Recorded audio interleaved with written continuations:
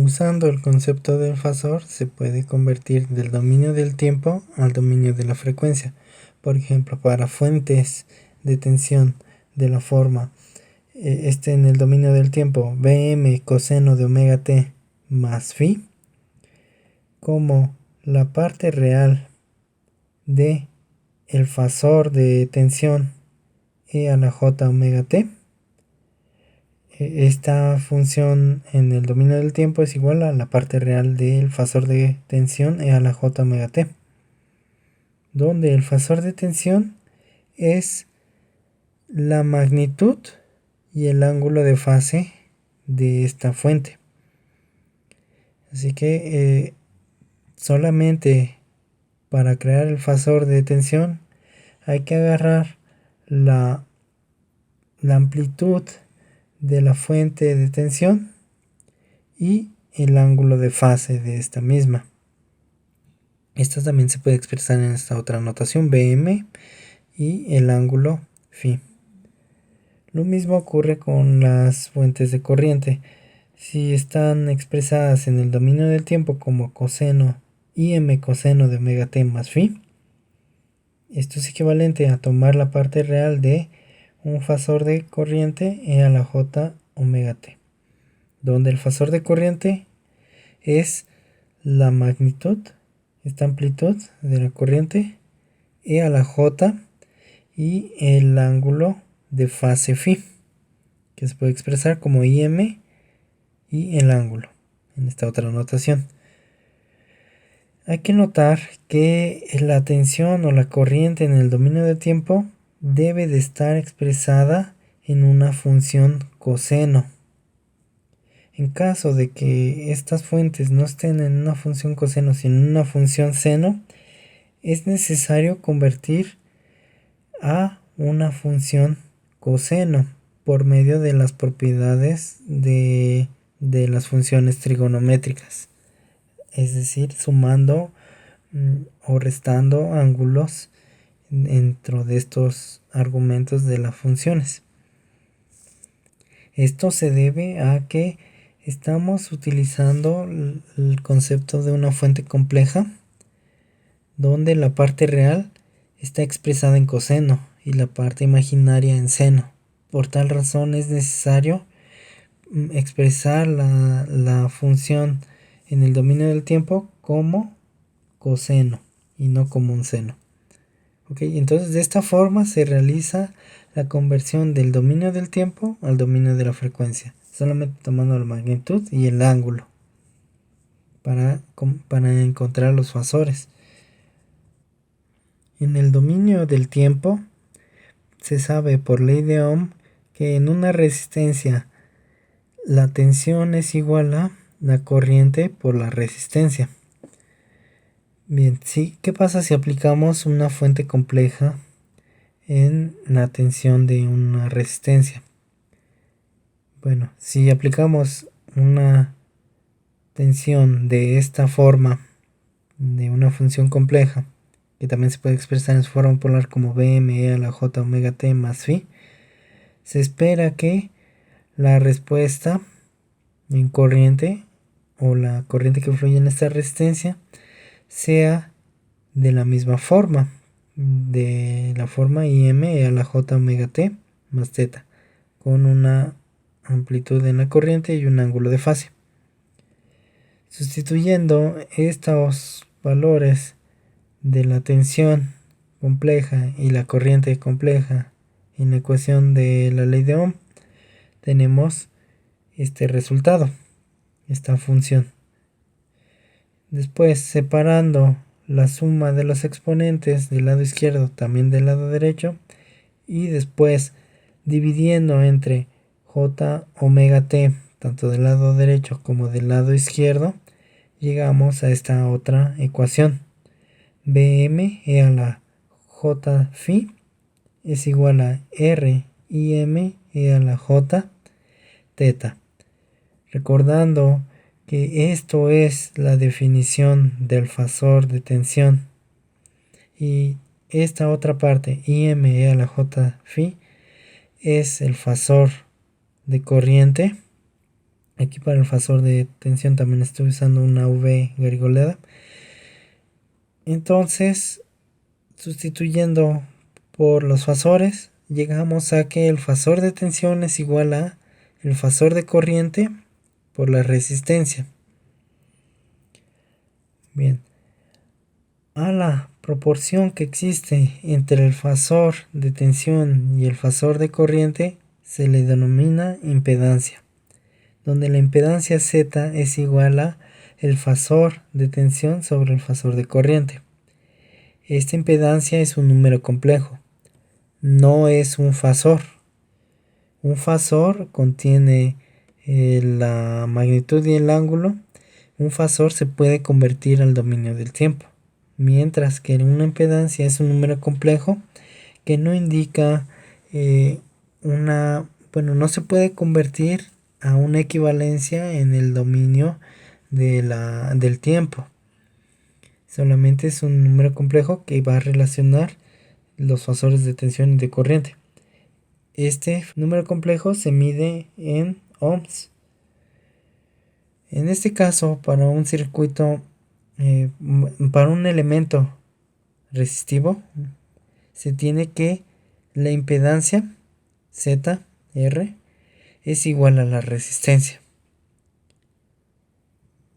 Así que para convertir del dominio del tiempo al dominio de la frecuencia, un elemento resistivo se tiene que su tensión se pasa como el fasor de tensión, la corriente se debe de pasar a el fasor de corriente y la impedancia R es igual a la resistencia.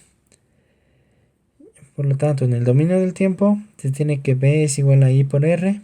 En el dominio de la frecuencia se tiene que el fasor de tensión es igual a el fasor de corriente por la resistencia. En el caso de un inductor, en el dominio del tiempo se tiene que la relación entre la tensión y la corriente está dada por esta ecuación diferencial. La tensión en un inductor es igual a la inductancia por la derivada de la corriente en el inductor con respecto al tiempo. Si se aplica una fuente compleja, nuevamente de esta forma, en su forma polar, Vm e a la j omega t más phi, se debe de tener como respuesta una corriente Im e a la j omega t más teta. Sustituyendo esta fuente compleja, esta tensión compleja y esta corriente compleja en la ecuación diferencial, tenemos este resultado que si realizamos la derivada de la corriente, tenemos que pasa multiplicando j omega por L Im e a la j omega t más teta, que si separamos la suma de estos exponentes de esta forma y hacemos la división de e a la j omega t, llegamos a que Bm e a la j phi es igual a j omega L y m e a la j teta. Pero si nos ponemos a observar, esta parte de aquí es el fasor de tensión y esta otra es el fasor de corriente, Im a la j teta. Por lo que llegamos a que el fasor de tensión es igual al fasor de corriente por j omega L.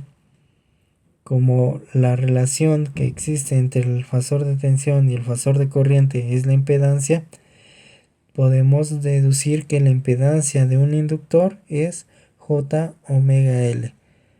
Hay que notar que esta impedancia está en función de la frecuencia angular de la tensión y la corriente que está fluyendo en el inductor. Si esta frecuencia angular se cambia, la impedancia también. En el dominio del tiempo teníamos esta relación, una ecuación diferencial, mientras que en el dominio de la frecuencia tenemos como relación la impedancia del inductor. que es J omega L. La tensión se convierte en el fasor de tensión, la corriente en el fasor de corriente, y para el inductor tenemos que su impedancia es J omega L. Entonces la relación entre el fasor de tensión y el fasor de corriente es J omega L. Para analizar un capacitor podemos hacer el mismo procedimiento. Si en el dominio de tiempo se tiene que la corriente en un capacitor es igual a la capacitancia por la derivada de la tensión en el capacitor con respecto al tiempo, y se aplican fuentes complejas y corriente compleja, sustituyendo estas en la ecuación diferencial, llegamos a esta ecuación, donde si desarrollamos la derivada de la tensión del capacitor, tenemos que IME a la J omega T más teta es igual a C por J omega VME a la J omega T más phi. Separando nuevamente la suma de los exponentes y dividiendo E a la J omega T, tenemos que IME a la J teta es igual a J omega C por VM E a la J phi. Nuevamente identificando el fasor de corriente y el fasor de tensión, obtenemos como relación el fasor de corriente es igual a J omega C por VM. Si pasamos dividiendo J omega C, tenemos que el fasor de tensión es igual a el fasor de corriente por 1 sobre J omega C. De aquí podemos deducir que el fasor, la impedancia de un capacitor es 1 sobre J omega C, la impedancia del capacitor. Por lo tanto, en el dominio del tiempo, tenemos que la relación entre la corriente y la tensión de un capacitor está dada por esta ecuación diferencial o está dada por esta integral, que es B igual a 1 sobre C, la integral de T0T de la corriente en el capacitor en tau diferencial de tau. En el dominio de la frecuencia se pasa la tensión como el fasor de tensión, la corriente como el fasor de corriente y la capacitancia como esta impedancia del capacitor, 1 sobre J omega C. Y no hay que olvidar que la impedancia cambia su valor si la frecuencia angular cambia. Entonces si se tiene cierta frecuencia angular en la tensión y en la corriente, vamos a tener una impedancia capacitiva. Si cambia la frecuencia angular, esta impedancia también se va a ver afectada. Entonces, para un capacitor, la impedancia depende de la frecuencia angular, para un inductor también, y para una resistencia, la impedancia es igual a la resistencia.